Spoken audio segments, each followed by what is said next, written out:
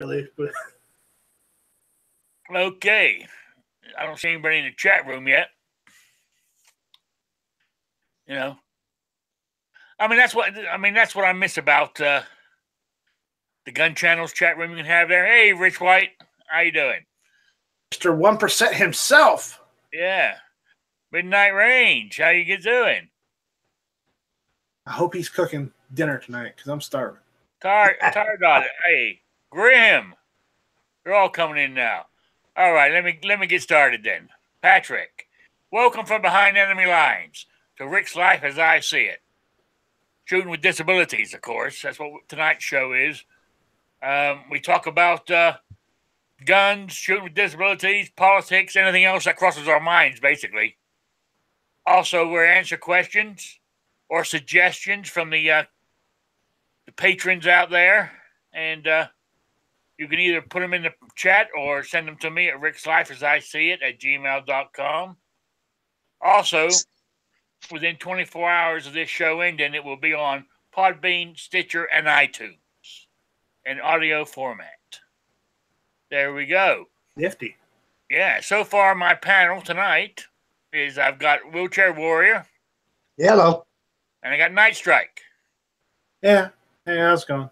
And there's a couple more invites out there. Whether they show up or not, I don't know. But we'll find out. Hey, Gunpowder. Good to see you.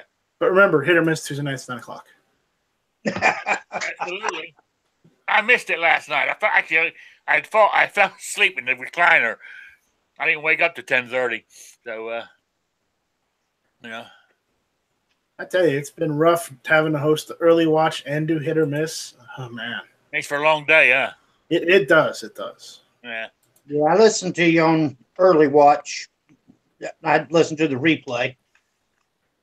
It's kind of hard because I don't normally do the whole early watch thing. I used to be on it with Jimmy and Tony almost every day, but I took a long leave of absence to it, and then turn around. Apparently, I have to host it again. So there we go. Oh, here's another member to the panel, John Z. Project. Hello, John. Hey, fellas. How's everybody doing? Good to see you. I know it's John Z. Watch out. Dun, dun, dun. He enjoys the attention. Oh, yeah, yeah. Well, so topic-wise, ain't a lot going on with me tonight, be honest with you. We had, I don't know, it snowed all day yesterday. We got 6 to 8 inches of snow here. It was kind of depressing. And, be honest with you, I didn't do much. But I was checking on something, and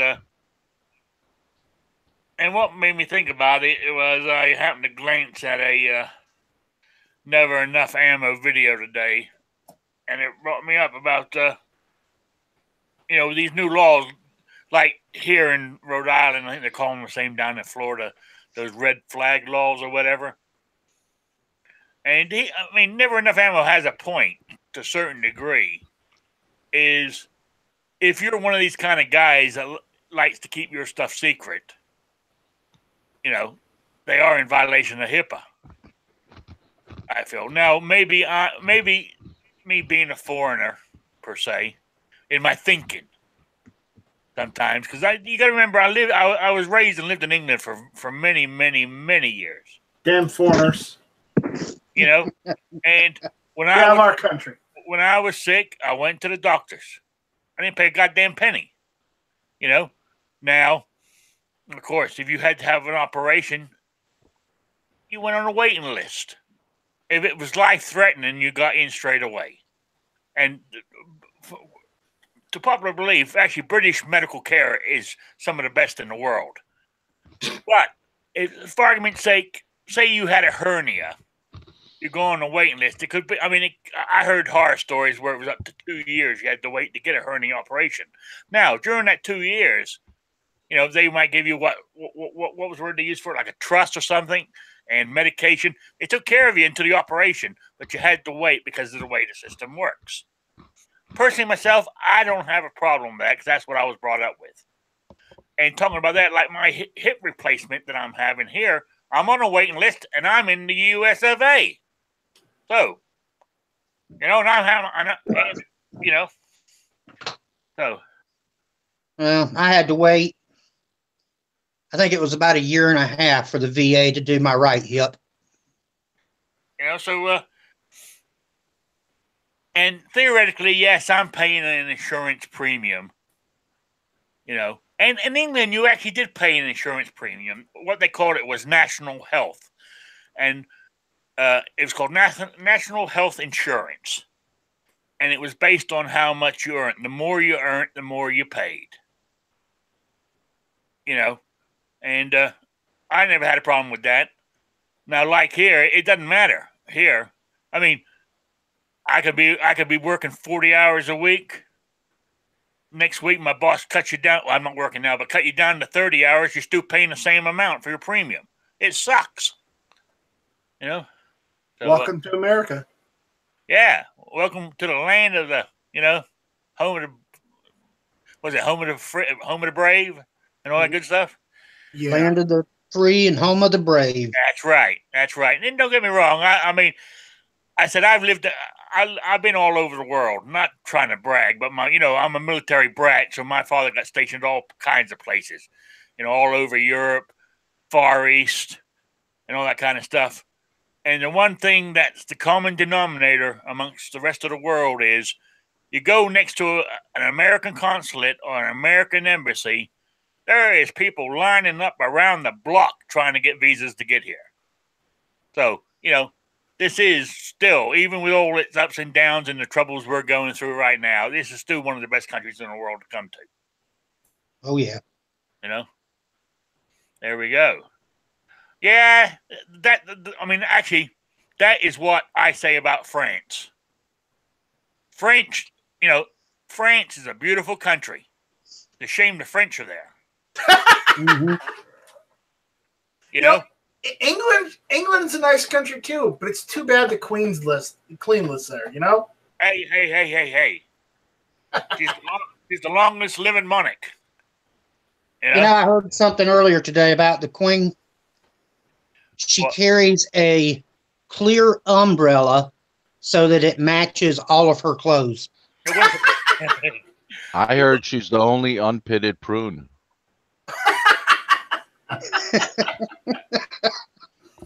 Oh, that's perfect. That is perfect. But talking about France. I mean, she's normally not on any list, but did you know in her own right, not as the Queen, but her family name, which I can't remember what it is now. Windsor. No, anyway, in their own right, they are one of the richest families in the world. In their own right. And they don't do a damn thing. Yeah. So, but they don't have to. Everything belongs to them. That's only because the government made them a symbol. They didn't have to do anything. Well, no, years ago they used to run the country, the king and queen. Then they got civilized and went to a parliament. Yeah, but the problem is the Parliament of England doesn't represent the people. Well, theoretically it does. The people vote them in. Theoretically doesn't really help. But also, the prime minister, no matter which party it is, goes to the queen. I think it's either once a week or once a day to give her a rundown of what's happening in the country. I think they're just cleaning her pipes out that once a day. But, I mean, she's getting up there. What was she? She's got to be in her 90s now. Yeah, she's got to be in her 90s. Yeah, she became queen in 1952, I believe. Or was it 54? It was around there. She's 91. 1926. Oh, when she was born? Yeah. Yeah. My grandmother's got a couple of years on her, so I don't care. Okay. But anyway, back how we My got grandmother's still how around. we got to the queen, I'm not sure, but God bless her. No, not John. Don't be traitor. Now my grandmother. my grandmother was what you would call, what the English would call, a snob. She looked down on us common folk. Oh, she absolutely was disgusted that my mother married my father because he was an American. Good. Now you got to remember, my grandmother and grandfather lived through the war, Second World War. You know what I'm saying? So back to that saying, Americans. Oh, you mean Americans? They're overpaid, they're oversexed, and they're over here. And that's the mentality she had. But God bless her, she lived to be 100 and got her telegram from the Queen.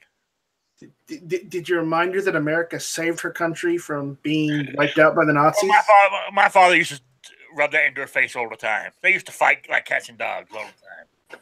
Well, see, when I was in northern France, I went to Normandy, and we were in fights every evening at the local pubs and stuff because they hated Americans, but yet they had the graveyard there full of Americans that gave their lives to keep them from that's the German. That's the French for you. They had the smallest book in the world, French War Heroes. I hate to say this, and I may be mean when I say this, but we should have let the Germans keep France after World War II. At least they would have. At least the French would have been spoken a proper language. Come on, give the French a break. They have stinky cheese and not much else. I mean, it wasn't so bad that they done it once, but they raised their hands up twice. The only thing I give the French is they got good pastries. The First War and the Second War, By the way, if you ever go to France again, never eat escargot. The reason is because it's snails. Oh, I know that, but I tell you what, that's anywhere. Back in the 80s, that was one hell of a racehorse. You don't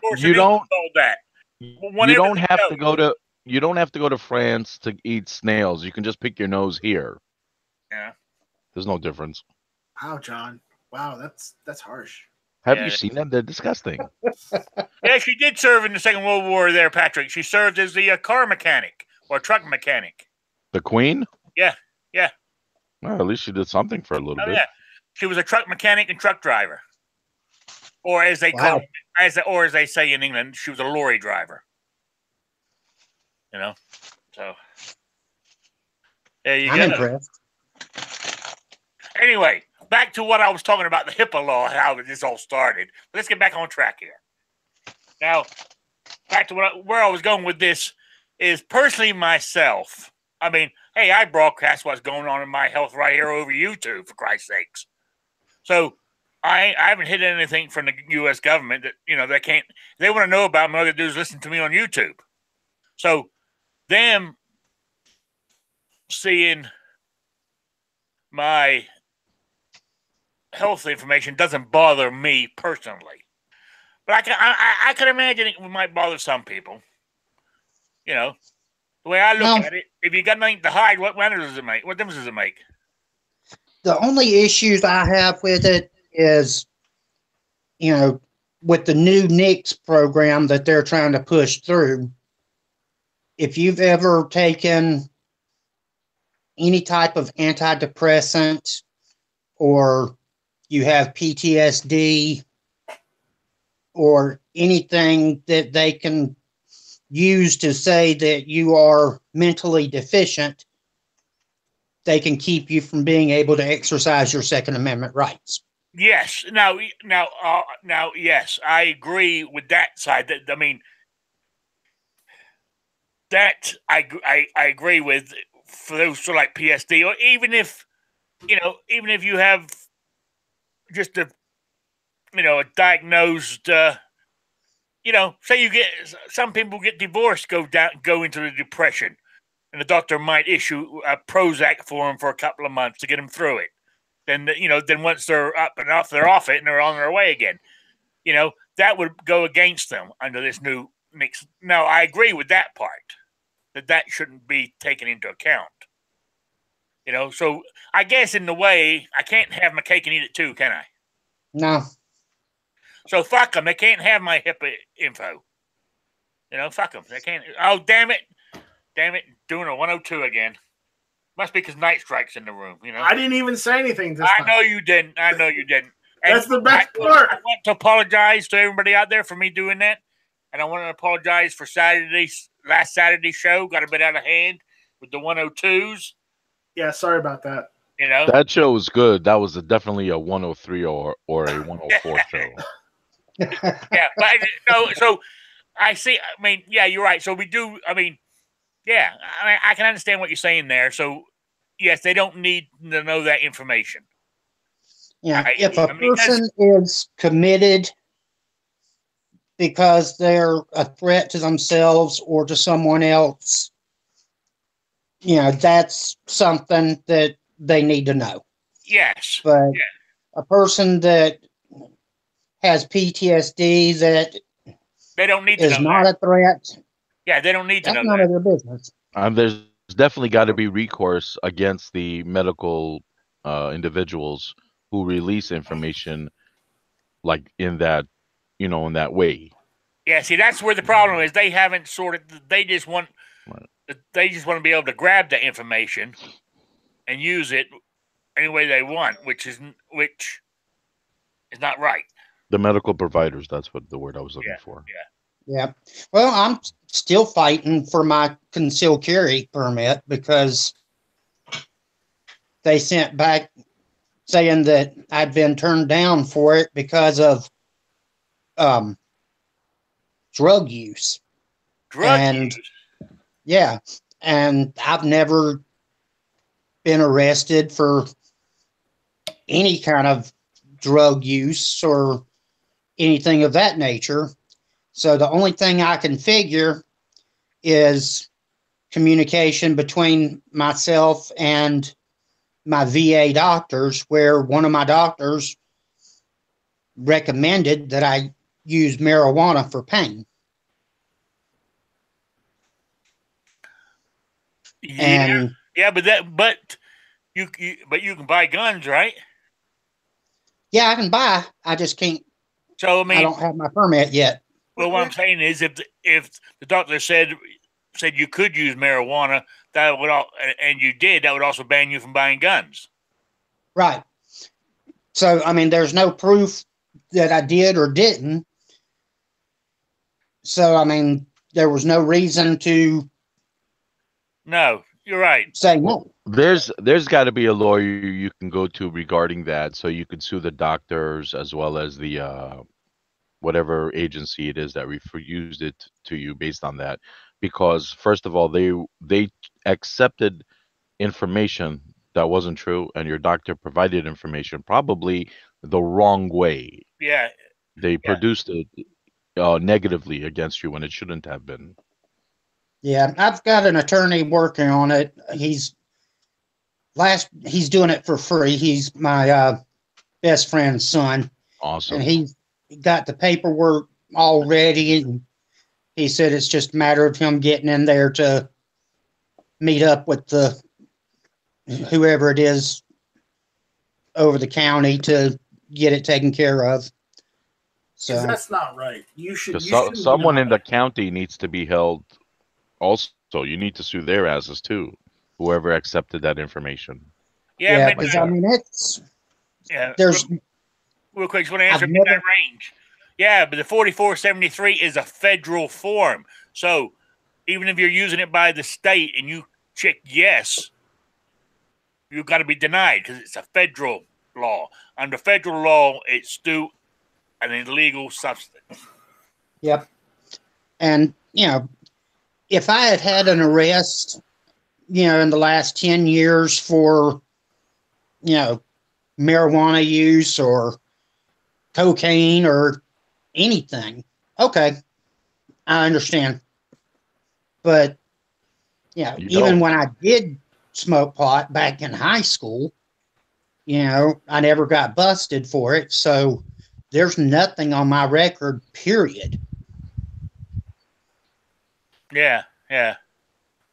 And North Carolina's not a legal marijuana state. So, even though it was recommended, I wasn't going to go out hunting for a drug dealer to sell me something off the street because, you don't know what's in it. Yeah. Yeah, you're right. So, well, good luck with you there. Hope. Well, you should win that one.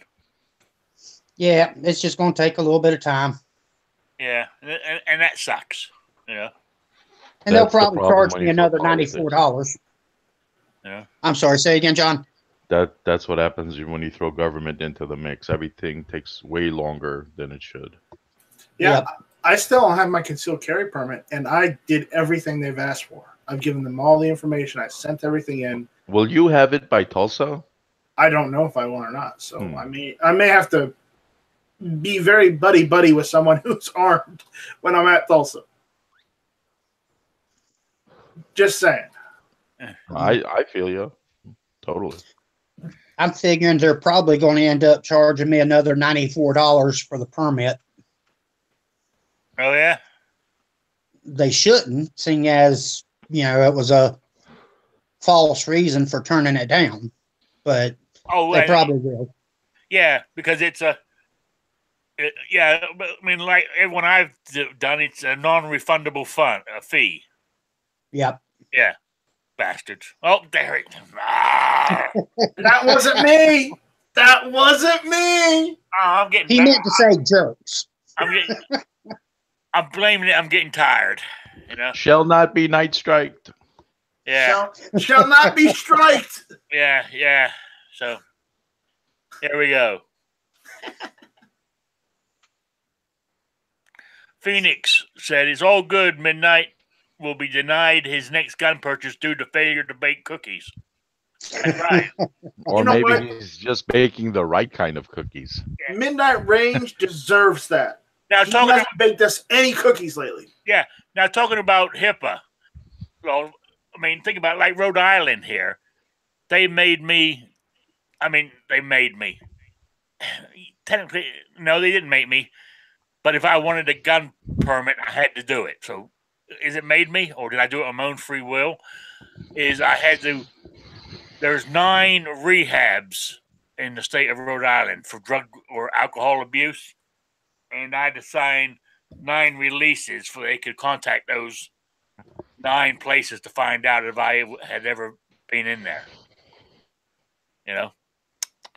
So. Yeah, and they can say, yeah, you're doing that of your own volition, but the fact is, well, if I didn't do got it, you over a barrel. Yeah, if I didn't do it, I wouldn't get a permit. Even though in the 1147, which is the law in Rhode Island for concealed carry, it doesn't state that in there. This is something they put upon themselves to add in there. Now, I could have taken them to court, but I didn't have the money to. You know what I'm saying? So you got to play the game, unfortunately. Yep. So anyway, anything you got about, you were reading some article about disability there, wheelchair. Yeah, it's on the USCCA website, talking about people training for, if they're attacked, because obviously anybody who's disabled physically, they're an easy target for somebody. And, whether you're training for martial arts or, knife fighting, using a stick or a gun, that, you've got to be prepared, because it's not just a magic talisman. And most people, they start to train and then they injure themselves because they're already messed up. And so then they just quit training. And this guy uses what he calls SMART. It's specific, measurable, attainable, realistic, and tangible goals. And he uses that in his training so that one, he doesn't hurt himself, and two, he takes it step by step to reach this point and then work to reach the next level and so on and so forth. That makes sense. Because that's the same with me. Like today, well, I say today, like this past summer, I mean, when I first started going to the range, I could go there for hours. Today, I go until I get tired, then I leave. I mean, some days I might be for 2 hours, or another day I might only be there for a half hour. It depends on the level of discomfort I'm in. Well, that's part of what he was talking about. To have that warrior mentality, you have to fight through the pain, and what doesn't kill you makes you stronger. Part of what he talks about is the stress inoculation training. Basically prepares you for the stressful experience that you would deal with if you were attacked, and you've conditioned yourself to a point that you can work through your pain when you're out there on the range and so on, so that in a real life instance that you've got an attacker, you can work through that pain to fight back. Yeah, I see where he's coming from. I mean, that's if you fight through the pain, but you don't want to be a danger to yourself or somebody else, though. No, and that's where the smart comes in. You gradually build yourself up. You might be able to stay out there on the range for an hour at a time for a few weeks, and then you build yourself up to an hour and 15 minutes, hour and a half, pushing through the pain to make it that extra bit of time until you're gradually able to be out there for 2 hours at a time. Yeah. I might work on that this summer. So there we go. And self-talk has a lot to do with it. Just basically saying positive stuff to yourself to take your mind off of the pain, distracting yourself, basically. Yeah. You're right. Yeah, because I see where you're coming from, and I see where he's coming from, because, like, if, say I'm either walking with my cane or on my scooter, somebody comes up behind me, hits me across the shoulders, knocks me either down or off my scooter, I'm in pain. I got to be able to fight through that to take care of myself. Exactly. Yeah. That makes sense.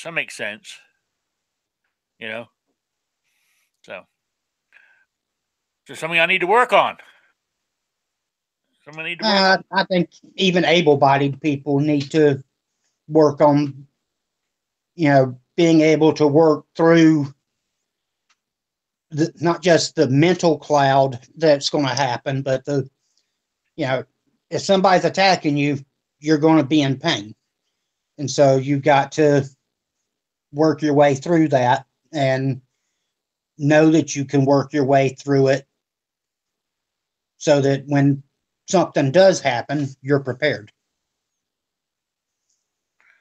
Yeah. You're right. I got a question for you. When it comes to training, and stuff like that. I mean, I hear people say train. Now, I'm not talking about, like going out there. When I go out there, I try to go there not just to, fire off 200 rounds and accomplish nothing. I'm trying to accomplish a goal what I set myself to do, like hit a specific target in a certain area so many times and that kind of thing. Little things I put through my mind as I'm doing it. But when it comes to concealed carry, I mean, as a concealed carry holder, I mean, doing stuff, training yourself, things like doing Ghost Technicals monthly little thing he puts out there for everybody to have a go at doing once a month and stuff.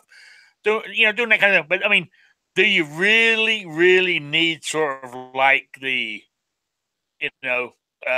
James Yeager type training?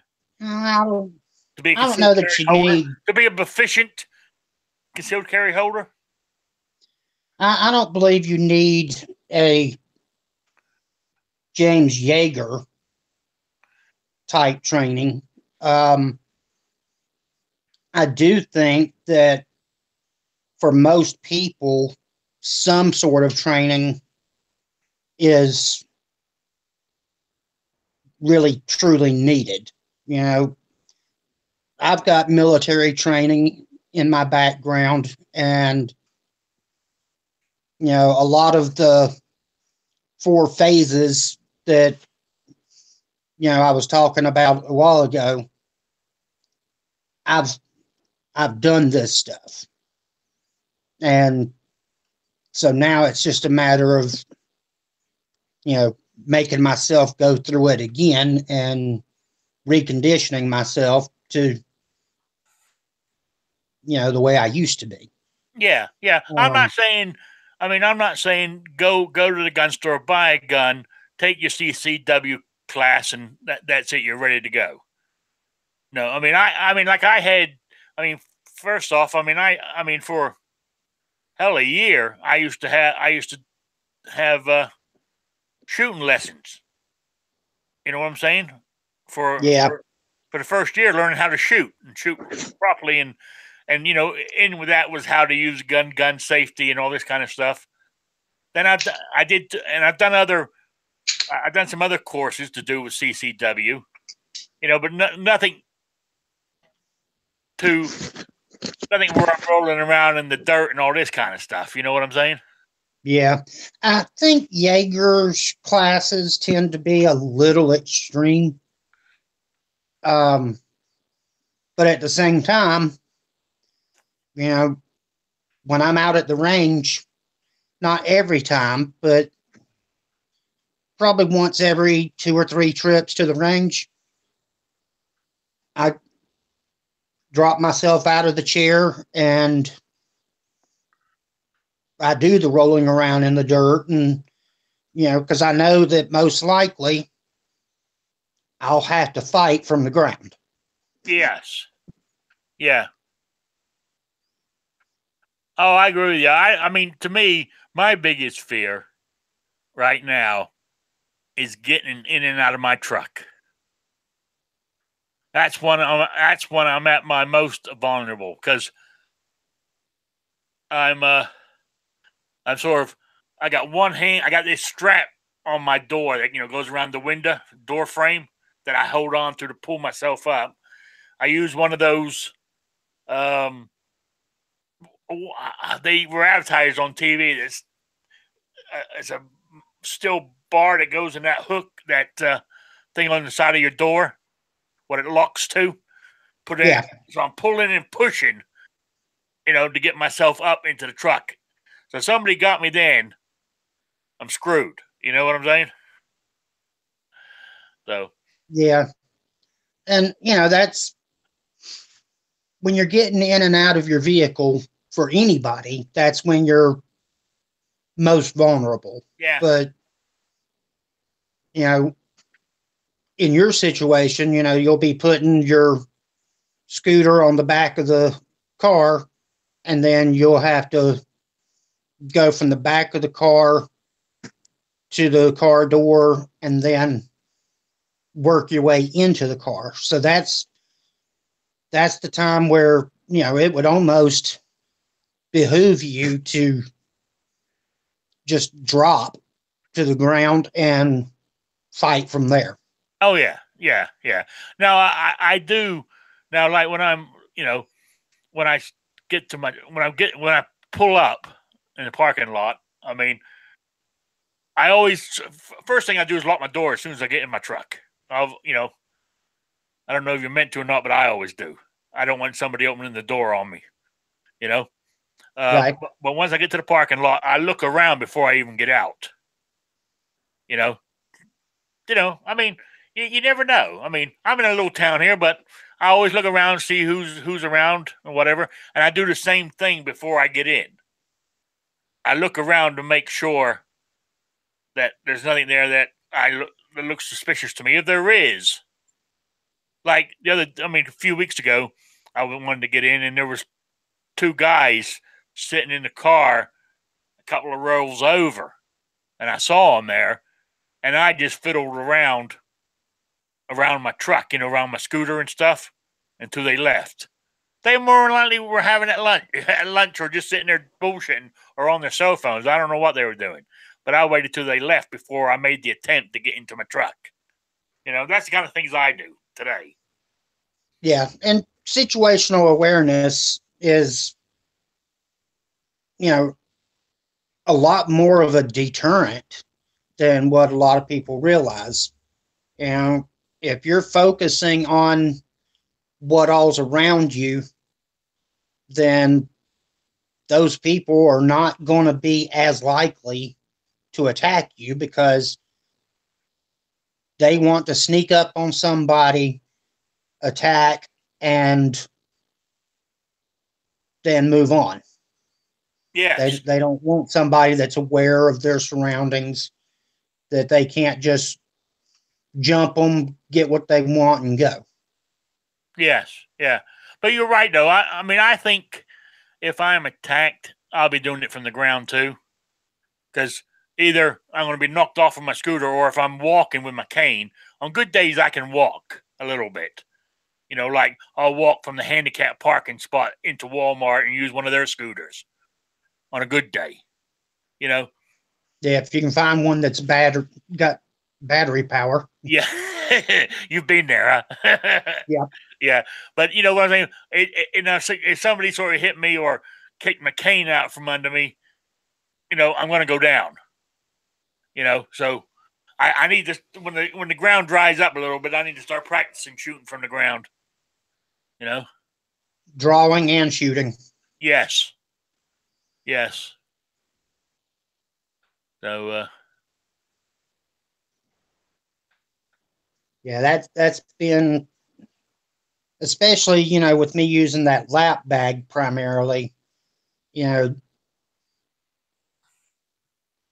least it's easy to access, whereas if I ended up on my back and I was trying to carry at 4 o'clock, I would have more difficulty getting to it. But you never know. I might end up on my face instead, and being able to reach that lap bag when I'm on the ground takes some maneuvering. Yeah.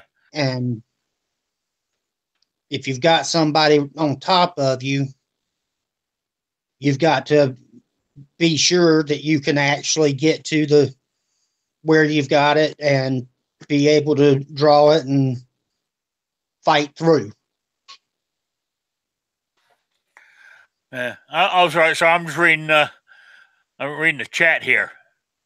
Oh, Phoenix has been through the war there in car wrecks. Amazing you're still walking. But I was listening to you. I was just reading that at the same time. You're good. About being thrown out of a car. When you've been hit. Damn. So, yeah, you're right. John, you got any input?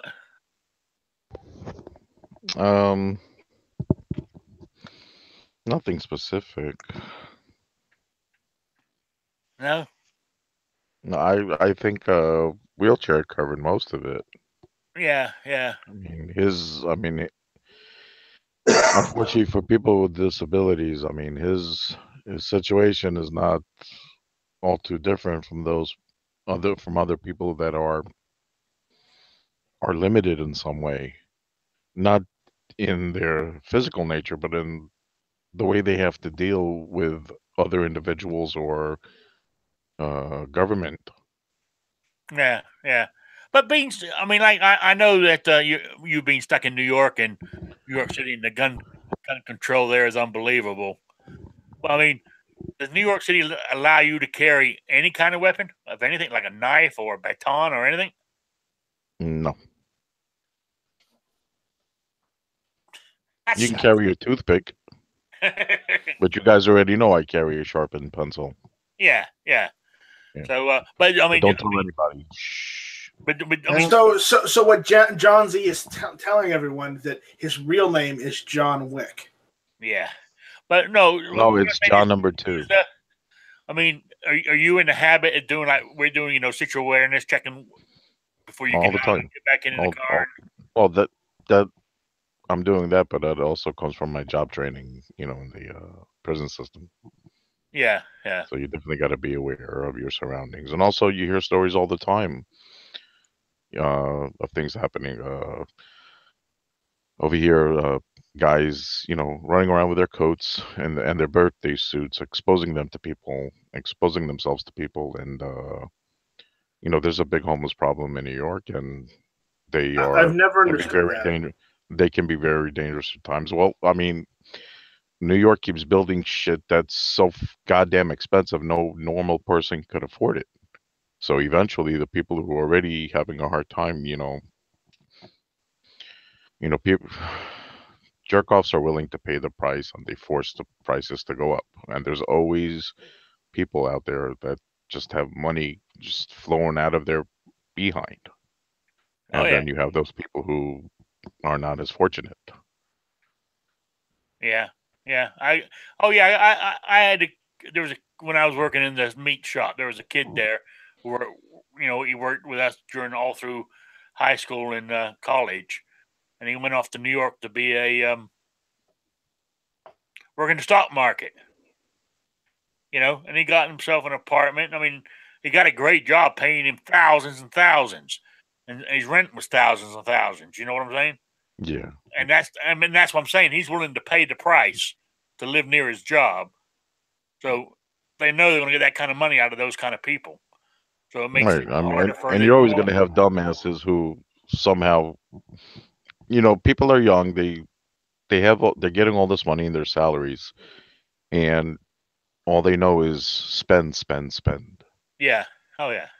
I mean, come on. But that lends to a more expensive market to live in. Absolutely. Absolutely. And I think what Night Strike was talking about was he didn't understand why people wanted to flash. I don't get it.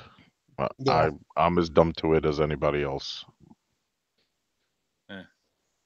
But I back when I used to drive tractor trailers, I used to go up into New York a good bit, and there was always a homeless guy that was willing to jump on the side of the truck and give me directions to any place I wanted to go. And they always wanted to demand $5 or $10 or $20. And,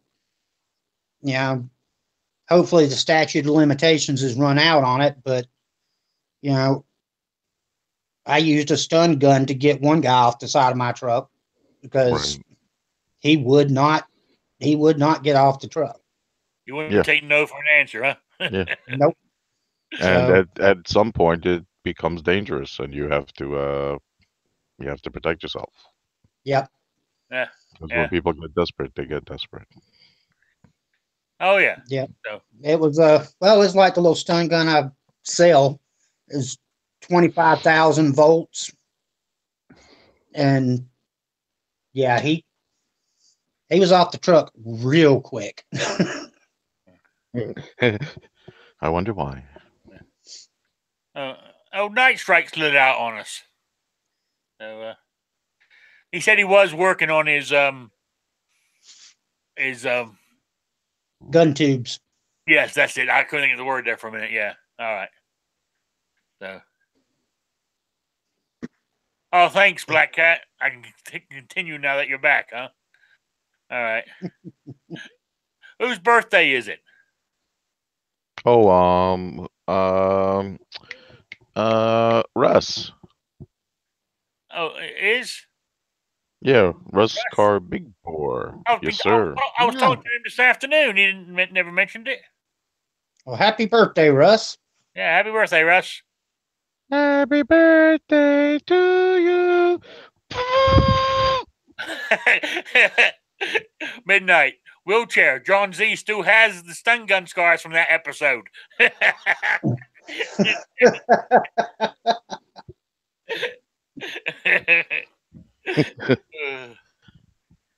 was funny.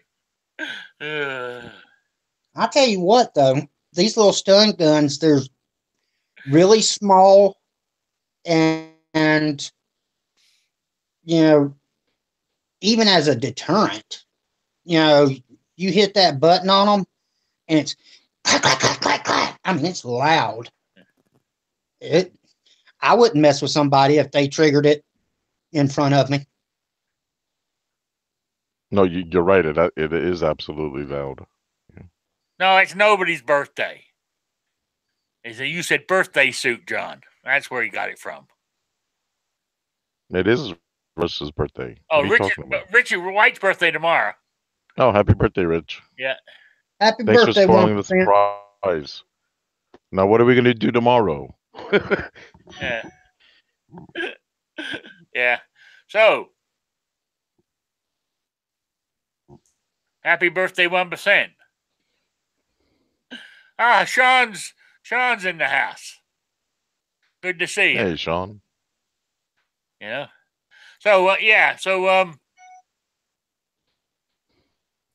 yeah, I suppose, like what you said, like going down to New York, and they do that, and theoretically you shouldn't have had a stun gun with you and all this other crap, but you got to do something. Well, again, it's New York City. Yeah. It's not all of New York, although you still have some pretty crappy laws upstate too, because New York City has the money, so none of the politicians upstate have any balls. Yeah. Well, I was actually in the city, so I'm sure the statute of limitations has run out on it. Yeah. Yeah, but you got to leave though. Yes. And you had some place to go afterwards. So, of course, the good thing is, you can still get out of New York for free. New Jersey, there's no way to get out of New Jersey without paying for it. They charge you to leave New Jersey. Yeah, I don't like New Jersey at all, to be honest with you. They actually charge you to come back into New York if you have to. Oh yeah, yeah. You pay a real pretty penny to get into New York, but they'll let you out for free. Yes, sir. Yeah. New Jersey, they get you in there for free, but then they make you pay to get out.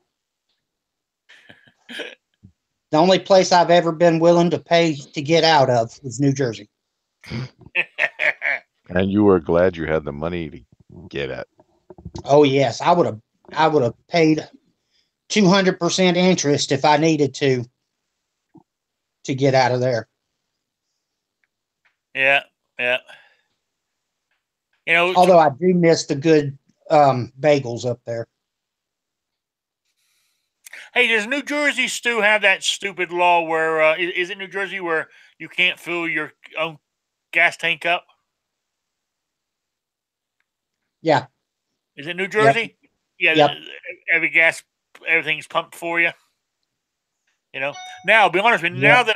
Now that I'm disabled, I like that idea. Before, I didn't like somebody pumping my gas, because I wasn't sure what they were up to,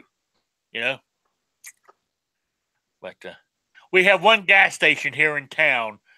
It's an old gas station that still does that. It still comes out and pumps your gas for you. I always give him a tip because I feel bad for him. He's out there in all weathers. I only tip him $1, but But yeah, every once in a while, somebody will see me trying to get out of my vehicle, and they'll come over and pump my gas for me if they work there. Yeah. Sometimes people that don't even work there, but but I don't trust them. Yeah, I don't blame you. But normally when I do this sort of thing is when I let them pump my gas for me, I always pay in cash too. I won't let them have my credit card. You know what I'm saying? If they have to go off somewhere or whatever they're gonna do with it, but they're gonna be making a copy of your number without you knowing it and all this kind of good stuff. So there we go. Yeah, I don't trust very easily. No. And I definitely, a stranger, no. No. So, anybody got any? We're getting near the end here. Has anybody got any final thoughts on? We were talking about this in this afternoon's chat. Is I talked this about before. Is right still at this moment I can still hold and shoot a 45 ACP. My Smith and Wesson. But we were talking about shooting more powerful guns. And I mean, take a Smith and Wesson. Was it five? Is it Smith and Wesson? Whatever, the 500, the big old boy. Right. Oh yeah.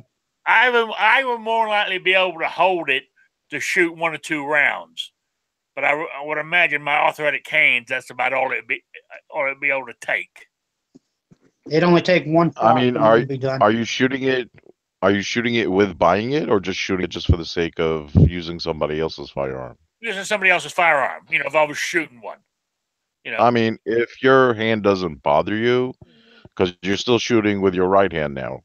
Yeah. So, I mean, if you're okay with that, then do it. I mean, if it's no, what I'm saying is I can, but what I'm saying is even the arthritis in my right hand, especially in my wrists, holding that up and shooting and then taking the recoil in my hand. I don't know. You've shot guns before. That's not new to you. I mean, you would know if you would be okay with that, right? Oh yeah. What I'm saying is I reckon I could do it. Shoot 1 or 2 rounds off. But after that, that's fine. It would start hurting me. Oh, I'm pretty sure it would start hurting anybody. Yeah. That's a 500, dude. Yeah, the 500 kicks like a mule. Yeah, but did you understand what I'm saying? That's meant to take out Papa Bear. It's I couldn't do much more with anything that is really snappy like that is hard. Even believe it or not, when my little 38 special, I put wooden grips on it, and that thing would kill me to shoot. Now I put the rubber grips back on it, and I shoot it no problem because the vibration's down on it. You know what I'm saying? So it's maybe I'm just a wuss. I don't know. I had to go from shooting a 45 primarily to shooting a 9 primarily because I've got RA in my hands, rheumatoid arthritis, and the little nodules on my joints. Yeah. With shooting a 45 2 or 3 times, and my hands are so bruised and battered that I can't hardly use them for a few days. Yeah. That's what I was trying to say with those bigger, snappier, like the 500 or 460 that Sean's putting in the chat here. Though, that's what it would do. It would hurt me that I wouldn't be able to use my hand for a couple of days, So that's where I've got to now. Right now I can still use my 45, but I as I said before, I can see that as the years go by, I will have to go down to a 9 eventually. I'll be honest with you. I enjoy shooting my 9mm more than I ever enjoyed shooting a 45 because I can dump a mag with the 9mm and hit with every shot. Yeah. Whereas, with the 45, there's so much recoil that it takes a lot longer to,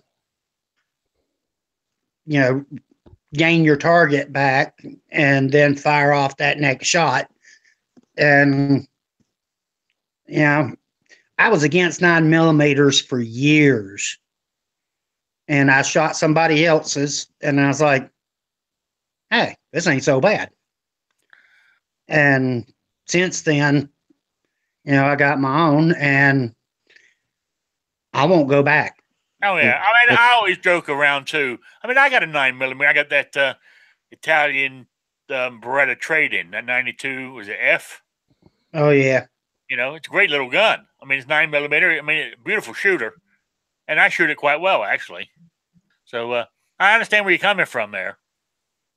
You know, but it's I joke around. You know, if somebody carry what works for you is what I say. Exactly. You know, and there's nothing wrong with shooting something different once in a while, just for the heck of it. If it comes to, as Sean said, if it comes down to it, and my hands get so bad, all I can do is hold on to a 22. You know, if you can place your shots with a 22, you're going to make him uncomfortable. You know. I mean, main thing is stop the attack and get away. That's it.